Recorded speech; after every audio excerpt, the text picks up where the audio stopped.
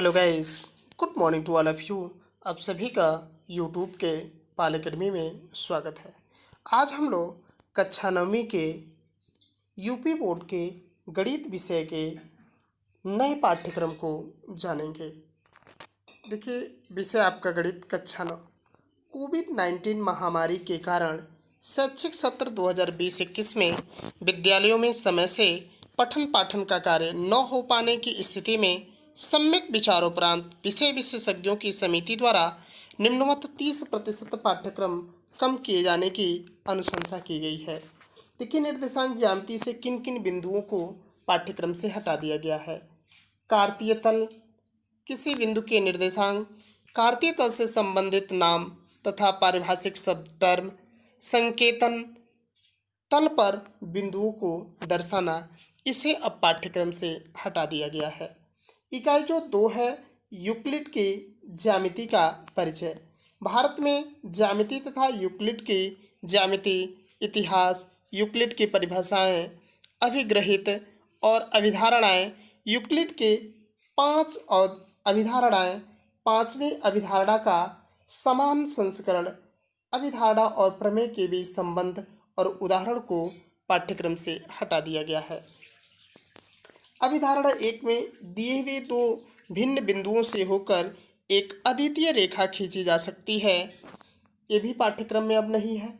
प्रमेय जो 2 है, सिद्ध करना 2 भिन्न रेखाओं में से एक से अधिक बिंदु उभयनिष्ठ नहीं हो सकते, इसे भी पाठ्यक्रम से हटा दिया गया है। चतुर्भुज से देखिए कि क्या क्या चीज़ें हटा दी गई हैं।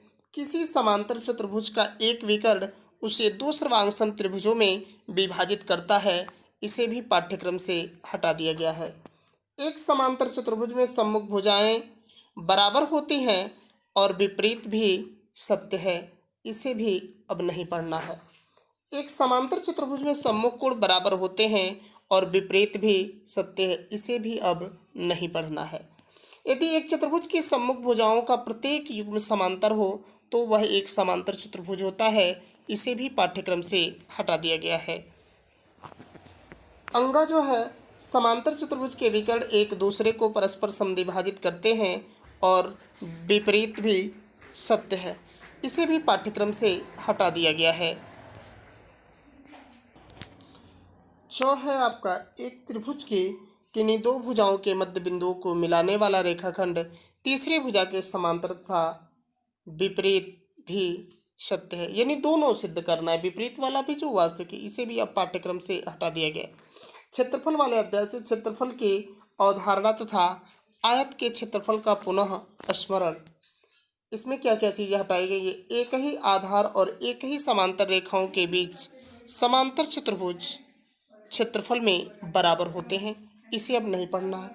ख जो है, एक ही आधार या बराबर आधारों और एक ही समांतर रेखाओं के बीच स्थित त्रिभुजों का क्षेत्रफल बराबर होता है, इसे भी पाठ्यक्रम से हटा दिया गया है। रचनाएं से रेखाखंड के लंब समद्विभाजक कोण 60 अंश, 90 अंश, 45 अंश इत्यादि के समद्विभाजक तथा समबाहु त्रिभुज की रचना करना, इसे भी पाठ्यक्रम से हटा दिया गया है।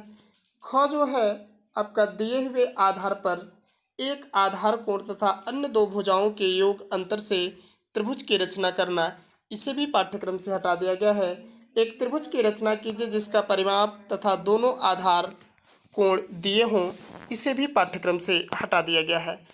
सांख्यिकी वाले चैप्टर से आपका सांख्यिकी का परिचय, आंकड़ों का संग्रह, आंकड़ों का प्रस्तुतिकरण, सारणीकृत, अवर्गीकृत, वर्गीकृत, बारंबारता ग्राफ, बारंबारता बहुभुज, माध्य, माध्यिका तथा अवर्गीकृत आंकड़ों का जो बहुलक है, इसे भी पाठ्यक्रम से हटा दिया गया है।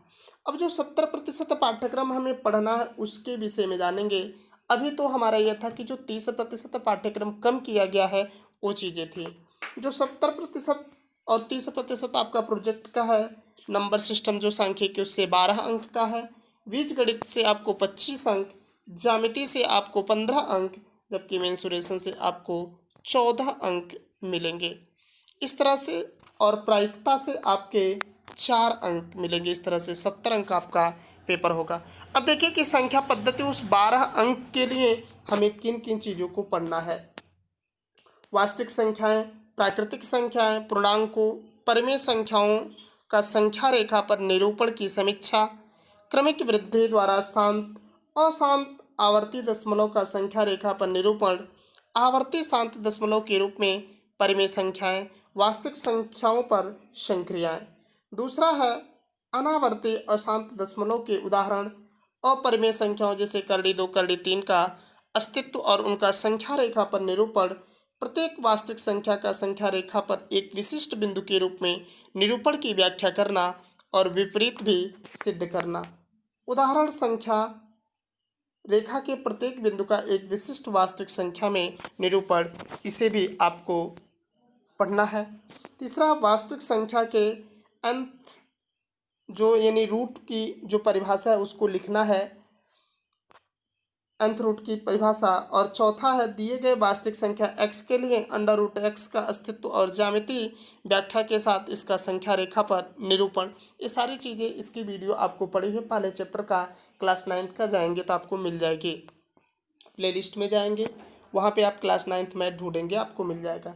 1/a plus b under root x plus तथा 1/√x प्लस √y तरह के वास्तविक संख्याओं का परिमेयकरण संक्षिप्त अर्थों में जहां x और y प्राकृतिक संख्या है और a और b आपके पूर्णांक है, यानी परिमेयकरण पढ़ना है आपको।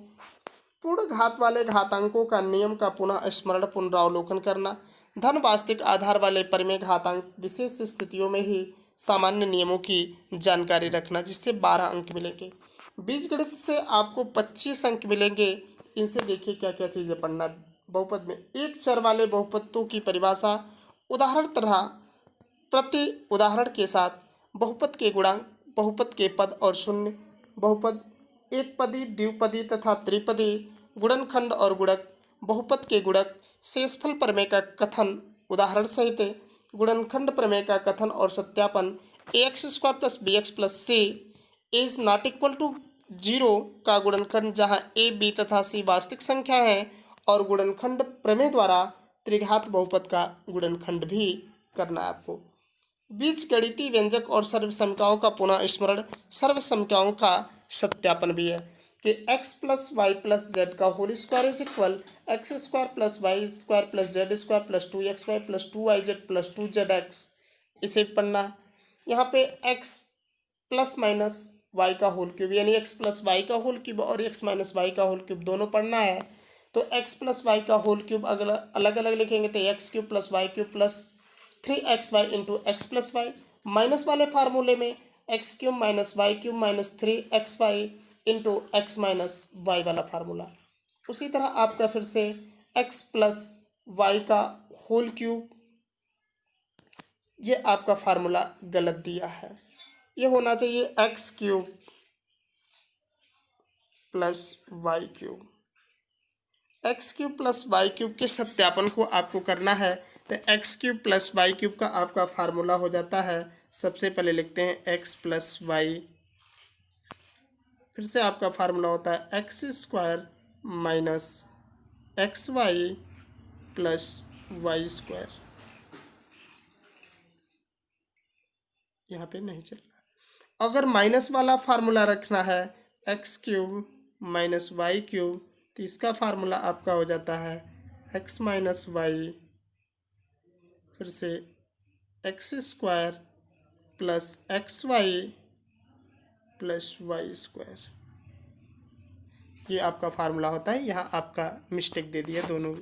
x³ + y³ + z³ - 3xy is equal x + y फिर into x + y + z into x² + y² + z² - xy -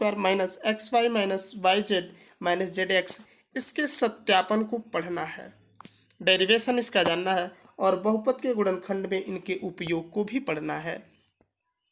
दो चर राशियों के रैखिक समीकरण, इसका डेरिवेशन हम डाल देंगे। अगर कमेंट में आप लोग करेंगे कि उसका डेरिवेशन चाहिए तो हम जल्द ही उसके डेरिवेशन को डाल देंगे। देखिए एक चर राशि में रैखिक समीकरण, दो चरों में रैखिक समीकरण की जानकारी, ax + by + c = 0 प्रकार के रैखिक समीकरण पर विशेष ध्यान। सिद्ध करना है कि दो चर वाले रैखिक समीकरणों के अनंतः अनेक हल होते हैं और उनके वास्तविक संख्याओं के क्रमिक युग में लिखे जाने की परख करना, उनका निरूपण तथा रेखा पर उनका अंकन, दो चर राशियों में रैखिक समीकरण का ग्राफ खींचना, वास्तविक जीवन में संबंधित उदाहरण तथा समस्या प्रश्न, अनुपात तथा समानुपात से संबंधित प्रश्न तथा इनका बीज गणितीय तथा ग्राफिकल हल भी आपको करना है। ज्यामिति में देखिए आपको 15 अंकों के लिए क्या क्या चीज़ें पढ़नी है। ऊपर जो था आपका क्या 30% काटा गया है और जो 70% पढ़ना हुआ है। रेखा और कोण में यदि एक किरण एक रेखा पर खड़ी हो तो इस प्रकार बने दोनों आसन्न कोणों का योगफल 180 अंश होता है और इसका विपरीत भी सत्य हो, यानी दोनों आपको इसके विपरीत में भी आपका विलोम दिया रहता है, दोनों को हल करना। यदि दो रेखाएं परस्पर प्रतिच्छेद करती हैं तो शीर्षाभिमुख कोण बराबर होते हैं, सिद्ध करना है। तीसरा है जो प्रमेय है उसमें दो समांतर रेखाओं को एक ही तिर्यक रेखा काटती है तो संगत कोणों, एकांतर कोणों तथा आंतरिक कोणों पर आधारित परिणाम सिद्ध करना। घ है वे रेखाएं जो एक ही रेखा के समांतर हों परस्पर समांतर होती हैं। अंग एक त्रिभुज के तीनों अंतः कोणों का योगफल 180 अंश होता है। च है यदि एक त्रिभुज की एक भुजा बढ़ाई जाए तो इस प्रकार बना बहिष्कोण दोनों अंतः अभिमुख यानी विपरीत कोणों के योग के बराबर होता है। त्रिभुज में देखिए कि क्या क्या प्रमेय आपको पढ़ना है। दो त्रिभुज सर्वांगसम होते हैं यदि एक त्रिभुज की दो भुजाएं और उनके बीच का कोण दूसरे त्रिभुज की दो भुजाओं और उनके बीच के कोण के बराबर होती है, यानी एस सर्वांगसमता यानी साइड एंगल साइड यानी भुजा कोण भुजा अभिगृहित। ख है दो त्रिभुज सर्वांगसम होते हैं यदि एक त्रिभुज के दो कोण और उनके अंतर्गत भुजा दूसरे त्रिभुज के दो कोणों और उनके अंतर्गत भुजा के बराबर हों। आपका इसका कंडीशन दिया A for angle, S for side और A for angle. A for angle यानी कोण, एस फॉर साइड यानी भुजा और ए फॉर एंगल यानी कोण भुजा कोण सर्वांगसमता सिद्ध करना है। तीसरा यदि एक त्रिभुज की तीनों भुजाएं अन्य त्रिभुज की तीनों भुजाओं के बराबर हो तो दोनों त्रिभुज सर्वांगसम होती है, यानी एस यानी दो त्रिभुज हैं, एक त्रिभुज की तीनों भुजाएं दूसरे त्रिभुज की तीनों भुजाओं के बराबर हो तो वह आपकी भुजा भुजा भुजा सर्वांगसमता से सर्वांगसम होते हैं। घ है यदि दो समकोण त्रिभुजों में एक त्रिभुज का कर्ण एक भुजा क्रमशः दूसरे त्रिभुज के कर्ण और एक भुजा के बराबर हो तो दोनों त्रिभुज सर्वांगसम होते हैं। RHS सर्वांगसमता यानी राइट एंगल हाइपोटेनस साइड, यानी राइट एंगल में समकोण, हाइपोटेनस मतलब कर्ण और यस फॉर साइड यानी समकोण कर्ण भुजा अभिगृहित से यह आपका त्रिभुज सर्वांगसम होता है। अंगः किसी त्रिभुज की बराबर भुजाओं के सम्मुख कोण आपस में बराबर होते हैं। च है किसी त्रिभुज में समान कोणों के सामने की भुजाएं बराबर होती है। छ है त्रिभुजों में असमता तथा त्रिभुज की भुजाओं और कोणों के बीच असमता संबंध का अध्ययन। वृत्त है तीसरा, इसमें देखिए क्या क्या चीजें पढ़नी है। वृत्त की परिभाषा निम्न अवधारणा उदाहरण से त्रिज्या परिधि व्यास जीवाचाप वृत्तखंड त्रिज्यखंड आंतरिक कोण में वृत्त की बराबर जीवाएं केंद्र पर बराबर कोण अंतरित करती हैं तथा विपरीत भी सत्य है, यानी विपरीत भी उसका विलोम भी हल करना है। एक त्रिभुज के केंद्र से एक जीवा पर डाला गया लंब जीवा को समद्विभाजित करता है। वृत्त के केंद्र से जीवा को समद्विभाजित करने के लिए खींची गई रेखा जीवा पर लंब होती है। तीसरा तीन असरेख बिंदुओं में से एक और केवल एक वृत्त खींचा जा सकता है। घ है एक वृत्त के या सर्वांगसम वृत्तों की बराबर जीवाएं केंद्र से या केंद्रों से समान दूरी पर होती हैं तो विपरीत भी सत्य है। अंगः एक चाप द्वारा केंद्र पर अंतरित कोण वृत्त के शेष भाग के किसी बिंदु पर अंतरित कोण का 2 गुना होता है। छ है एक ही वृत्तखंड के कोण बराबर होते हैं। छ यदि दो बिंदुओं को मिलाने वाला रेखाखंड उसको अंतर्विष्ट करने वाली रेखा के एक ही ओर स्थित दो अन्य बिंदुओं पर समान कोण अंतरित करे तो चारों बिंदु एक वृत्त पर स्थित होते हैं, अर्थात वे चक्री होते हैं। यानी ऐसे चतुर्भुज जिसके चारों से एक वृत्त पर स्थित हो वो चक्री चतुर्भुज होते हैं। जो है चक्री चतुर्भुज के सम्मुख कोणों के प्रत्येक युग्म का योग 180 अंश होता है। इसके विपरीत को भी हल करना है।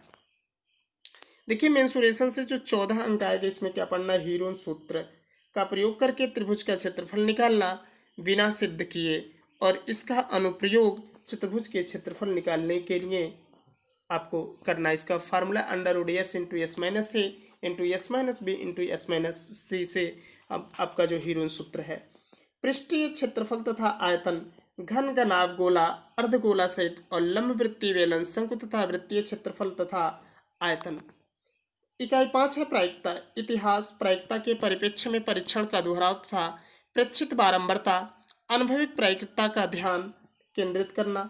संकल्पना को प्रेरित करने के लिए समूह तथा व्यक्तिगत क्रियाकलापों पर ज़्यादा समय का समर्पण। परीक्षणों का वास्तविक जीवन से संबंधित तथा सांख्यिकी के अंतर्गत दिए गए अध्याय के उदाहरणों को भी लिया जाता है। इधर आपका प्रोजेक्ट कार्य है जो आपका 30 अंकों का, यहीं तक आपको पढ़ना है। तो इस हिसाब से आप तैयारी करिएगा किन किन बिंदुओं को पढ़ना है जिससे आप परीक्षा में अच्छे अंक ला सकें।